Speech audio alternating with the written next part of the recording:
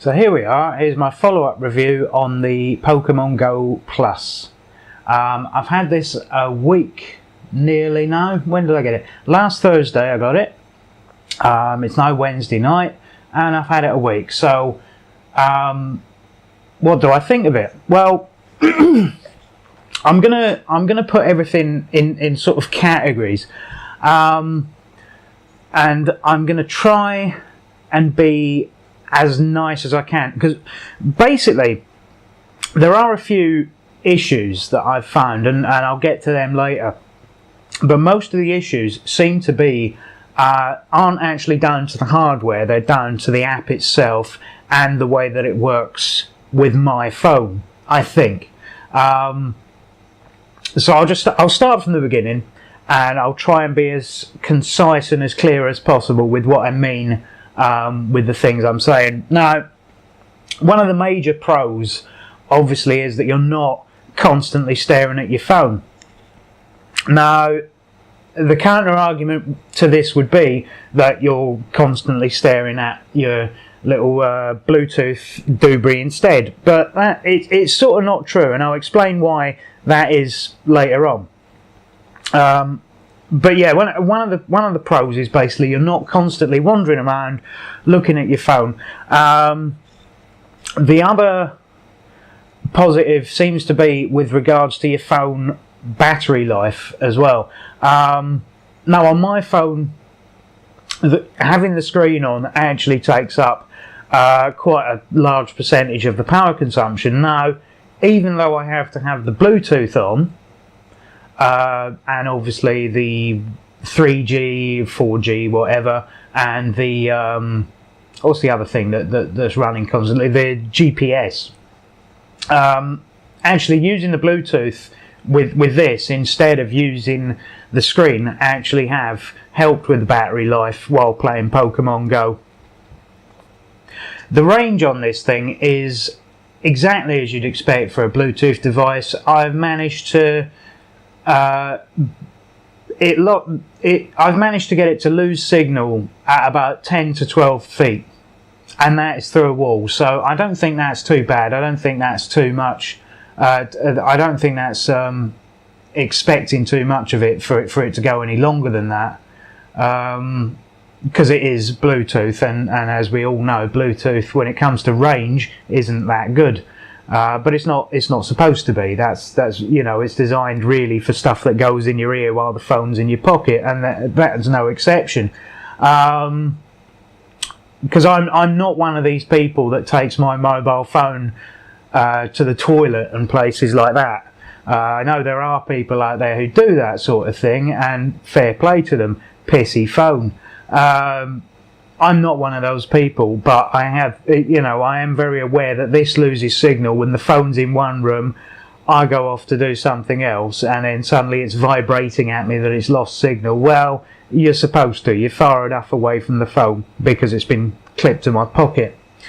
Now, some of the drawbacks, if you bought one of these not second-hand, as, whoops, nearly dropped it, as just the device, then you won't have this problem, but the wristband that's supplied with it is tiny. I don't know why. I mean, I can't. I've got reasonably small hands. I mean, look at them. They're like, you know, somebody that was born in a circus. But I've got reasonably small hands and I can't get the thing on. Now, the argument would always be with this, oh well, yeah, but it's Pokemon and it's obviously meant for children. Well, I don't know. I mean, most of the marketing for Pokemon Go, I mean, even if you saw the preview adverts for it before the app was released, it was all people in their 20s, you know, and things like that it was actually heavily marketed towards. So I don't know why the wristband is so small. I also don't know why it doesn't open either. It doesn't open like a wristwatch. You have to pull the thing out, push your hand through, and then tighten it up. It seems like a ridiculous afterthought design, and I have no idea how the device actually fits into its cradle, because I can't get it to stay in there. I had a go and it just kept falling out, so I'm obviously doing something wrong. let me have a think. One of the main drawbacks, and I don't know, I've no idea how long the battery lasts on this, but it is a coin battery, which would normally be found in the back of a watch or in your computer to keep the clock settings and things like that. Which for Bluetooth seems to me to be a really bad idea, because this obviously must be a very low power consumption. The LEDs in this must be very low power consumption, because I've been using this every day for a week and the battery doesn't appear to have gone flat. But it would have been so nice to have a rechargeable battery on this thing, just to make sure, you know. Whereas as it is, if the battery goes flat, it's a coin battery, it's not rechargeable. You have to go and buy the coin battery, take the thing apart with a screwdriver, you know, them little tiny screwdrivers, the ones you only ever really see in Christmas crackers, you know, and things like that. Them really tiny screwdrivers that you've normally lost by halfway through January, they've gone in the bin. So that is a drawback, but I'm finding it hard to find many drawbacks that aren't related to how it actually works. I can't really find any problems with the hardware other than the battery and the tiny wrist strap. And to be fair, because it's got a little belt clip on the back, I haven't been using the wrist strap anyway. It might seem like I'm rambling, but I genuinely am trying to fill out the drawbacks and I can't think of anything. So it's obviously designed to work with the software, and any hardware that's designed to work with software, you have to take the software into account as part of the pros and cons. But I'm going to do that. This next bit is all going to be about how it interacts with the software. So I'll start with the good stuff first of all. Now it communicates. Once you've attached it to the Pokemon Go software, it communicates through a series of lights and vibrations. It took me about a day and a half to get used to these, and it was a case of, like I mentioned earlier, yes, for the first day and a half you use one of these, you will spend quite a lot of your time looking at the blinking lights, trying to work out what they mean. If you've got the app open at the time, it will actually tell you what they mean, which is very helpful. But after a couple of days, you know, you don't have to look. You know what vibrations mean what, and you won't have to look at the lights anymore, which is quite good. I'm going to put the thing down because I think I'm waving it too much. So, for those that don't know, it's basically when it comes up with a blue light, and it will be like a single vibration with a blue light, that means you've passed a Pokestop. You press the button, it will vibrate 3 to 5 times depending on how many items you've picked up. So obviously 3 vibrations is 3 items, 5 vibrations is 5 items, 4 is 4, etc. So that's simple, that's Pokestops. It will vibrate 3 or 4 times and flash green. That means you walked into the vicinity of a catchable Pokemon. It will then slowly flash white 3 times. That's your opportunity to catch that Pokemon. So you press the button again and it vibrates. It's doing this as well. Like I say, you get used to all the little vibrations, and then you'll either get a very quick vibration, the thing will flash red to say that it's ran away or you haven't caught that Pokemon, or alternatively it will be a much longer vibration and a flashing different colours sign, a flashing different coloured light to say that you've caught it.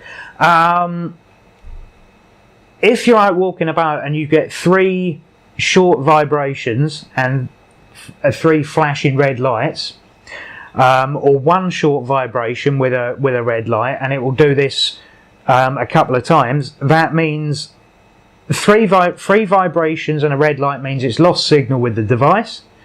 And so you just reconnect it like you do any other Bluetooth item, only you do it actually in the Pokemon Go app. If it does it, it basically flashes red a couple of times as well to denote that there's a problem with the app. And let me get into this. This is going to be part of my software issues, and these are the things that are seriously going to either let this be one of the must-have items this year, or will absolutely make it crash and burn. And if anyone involved with Niantic or Pokemon Go or anything like that is watching this, then please do take note of this. This disconnects every half an hour to an hour. It just either disconnects, or it for some reason the app just is incredible. I don't think it's refreshing properly. I don't think it's a problem with the hardware. What can go wrong with Bluetooth, to be perfectly honest? We've had Bluetooth now for over a decade, and anyone with Bluetooth headsets and things like that knows they work perfectly well. Bluetooth headphones, all of that, they work perfectly well, will work all day, no problems. So I doubt it's a hardware issue. I think it's a software issue. And I'll tell you why, because I have had issues with this, with the Pokemon Go app on my phone quite often, where for some reason it just loses it can't find the GPS properly. It's not entirely sure where I am.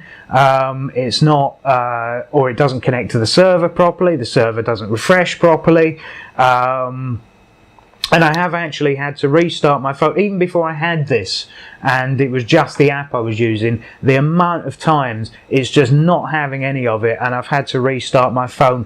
It seems especially to happen when the game goes from light to dark. You know, at that sort of 7 p.m, 7 a.m. time, when the game changes from light to dark and dark to light.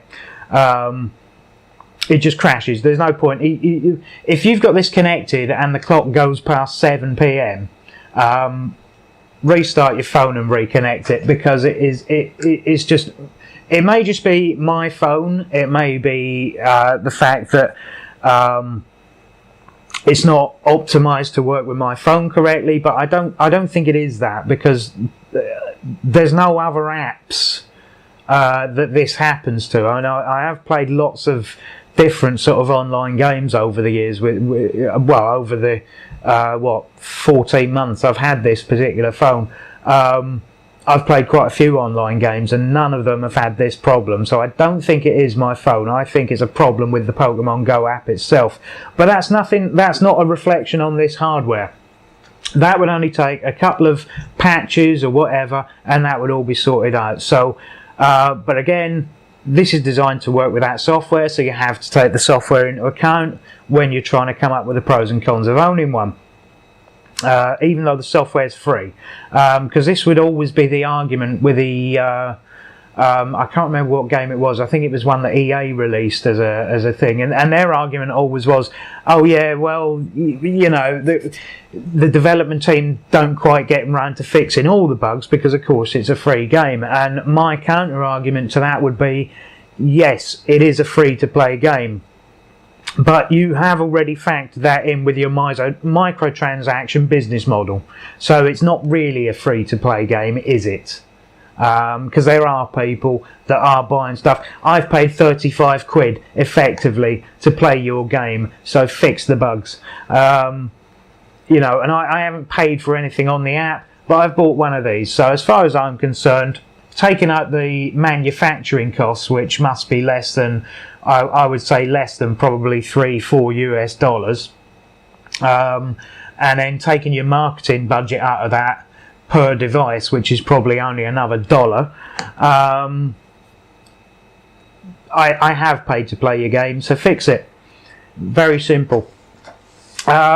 So yeah, all of the problems that I've found using this device have all come from the app. There's absolutely no problem with the device. It is very robust, although the paint on it, I don't know if you can see that, I have actually scratched it. So I imagine that paint, if I was using this for a couple of months, I would imagine that lovely red and white shiny finish there would be all but gone, because I'm reasonably careful. I'm not like an 8-year-old child that's bumping into tables and things. I mean, I am reasonably careful. and I've managed to scratch it. So two major rumours I want to debunk as well. This is going to be the last thing on this on this device. There are two major rumours that are still, for some reason, even though lots of people, in fact there's three, because I've written them down, but I've written them incorrectly because one of them is actually two different things. There seem to be three rumours running around on YouTube and on websites, and I've seen it on forums and things like that, because I do actually do research, believe it or not. Even though it seems like I'm just rambling from the thoughts in my own head, I do actually research things from time to time.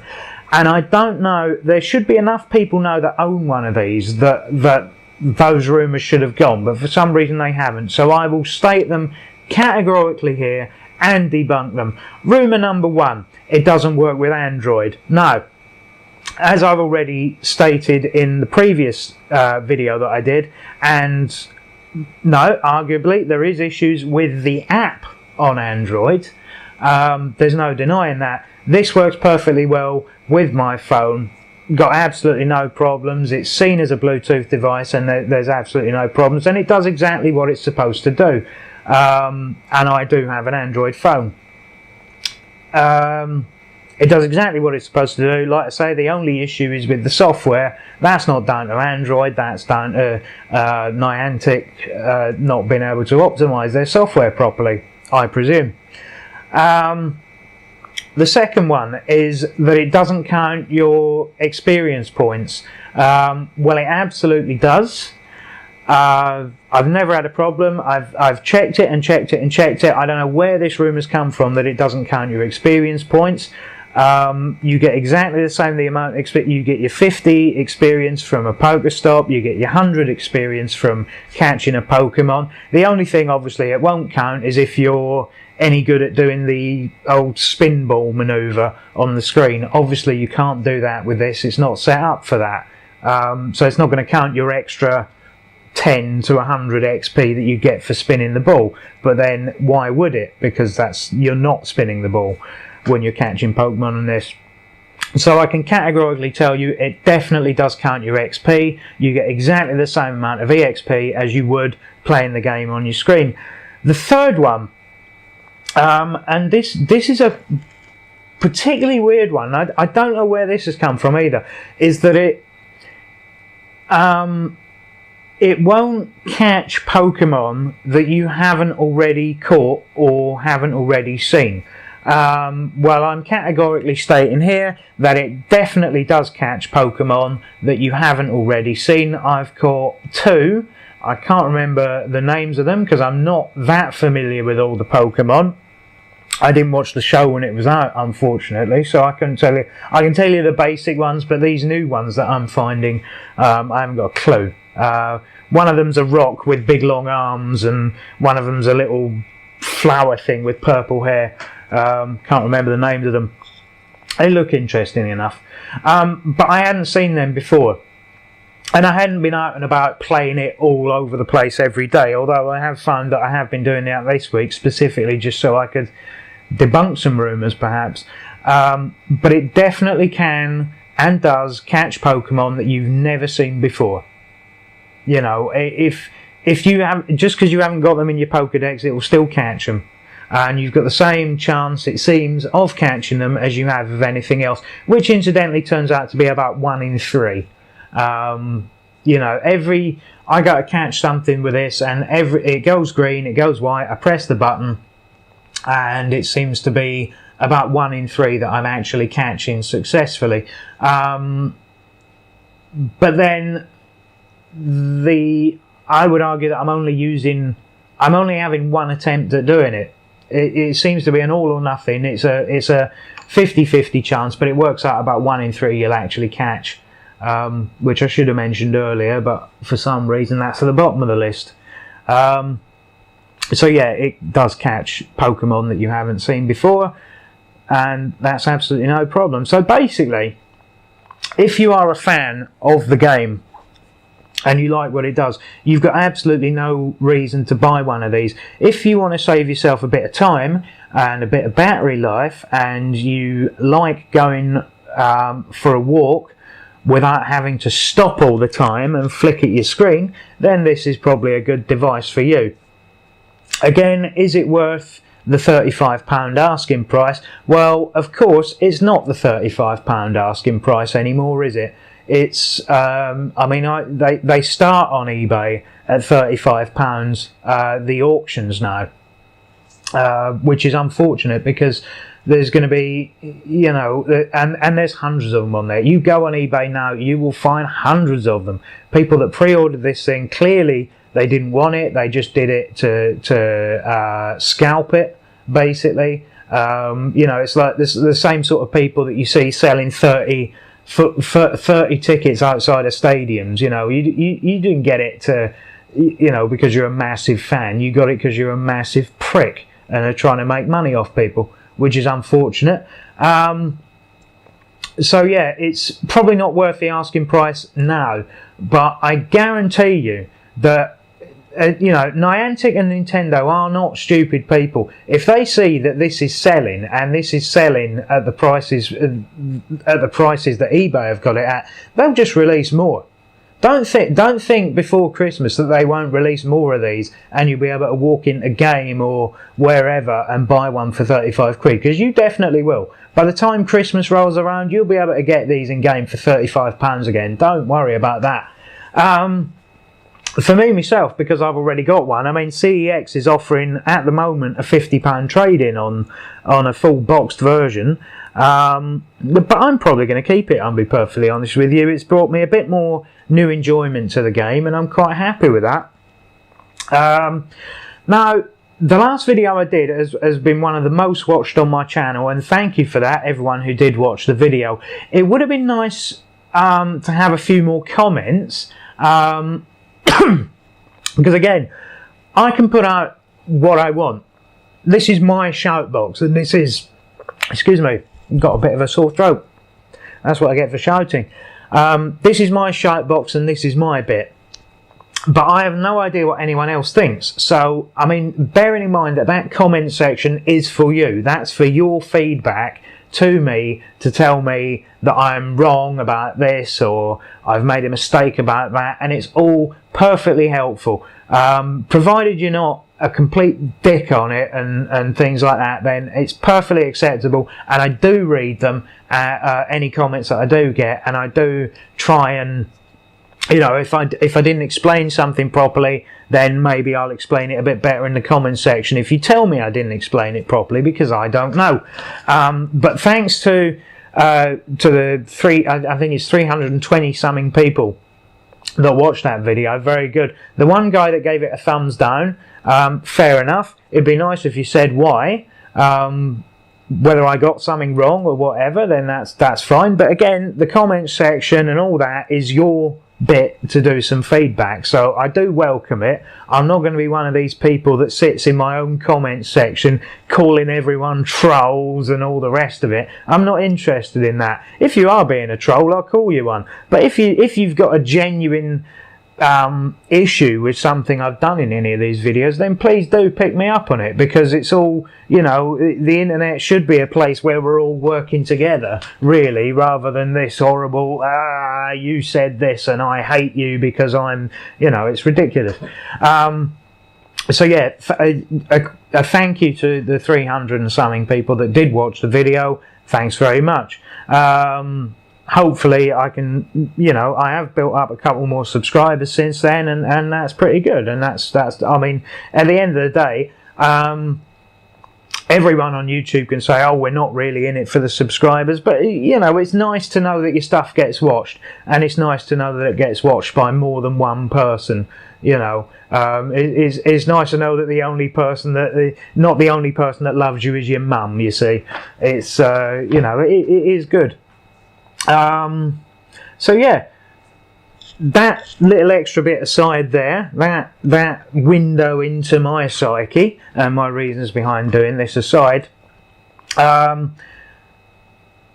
have a think about what I've said, but in my opinion, I think if you can find this for the original asking price of £35, ask yourself whether it's worth it to you and whether you would play the game enough to make it worthwhile.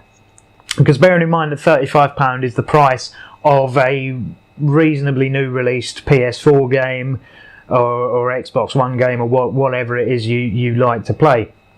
Ask yourself whether you'd like to spend that kind of money on what is effectively a mobile app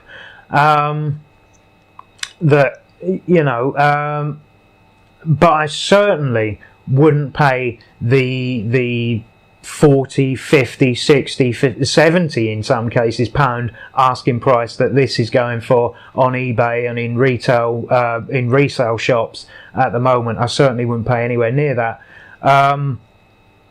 So yeah, work it out for yourself and take on board some of the things I've said, bearing in mind that a lot of the issues that this has at the moment, certainly from my point of view, are down to the app, not down to the hardware. I don't think there's any problem with the hardware. It does exactly what it says. Yeah, that's pretty much my conclusion. If it's worth it for you, then definitely buy one. I think if you enjoy playing the game, I think you'd enjoy using it. And if you are one of these people on eBay that's looking to get rid of them, have a heart. Don't be so ridiculous. Trade it into CEX or something. Get yourself some games that you actually want. That's about it. So, yeah, feedback, like, subscribe, watch the video. Tell me I'm right, tell me I'm wrong, tell me you've bought one, tell me what your thoughts are on it. Why not? Upload your own damn video and tell everyone what your thoughts are on it. I don't know what the next video is going to be at the moment. I've got some notes and things, and when I've worked out what it's going to be, I will certainly upload it, and I will see you all next time.